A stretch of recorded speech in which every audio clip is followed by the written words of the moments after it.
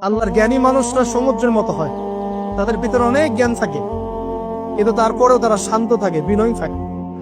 আর যাদের ভিতরে সম্পদ কম, তাদের লাফালাফি বেশি। কথা বুঝতে পারছেন? সাগর এত শক্তিশালী হওয়া সত্ত্বেও আপনি তার সামনে গিয়ে দাঁড়ালে সে আপনার পা ধুয়ে দেয়।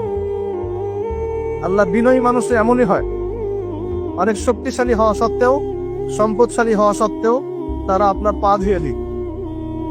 অনেক শেখার আছে, অনেক কিছু। সাগর সম্পর্কে অনেক আয়াত আছে কোরআনে।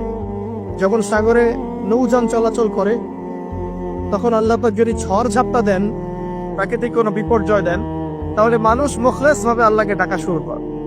যখন সে সেখান থেকে উদ্ধার পায়, আল্লাহ পাক উদ্ধার করে দেন, বিপদ থেকে বাঁচিয়ে দেন, আবার সে আল্লাহর সাথে শিরক করা শুরু করে। এই আয়াতগুলো সূরা ইউনূসের মধ্যে আছে।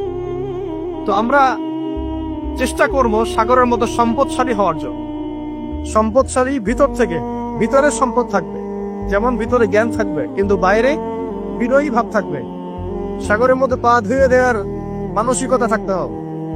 এবং যখন সে আল্লাহর হুকুমে গর্জন প্রদান করা শুরু করে, তখন কিন্তু সামন পিছন সব ভাসিয়ে নিয়ে চলা। তাই নরমালি শান্ত থাকতে হবে, যখন আল্লাহর হুকুম আসবে তখন ছাপিয়েও পড়তে হবে।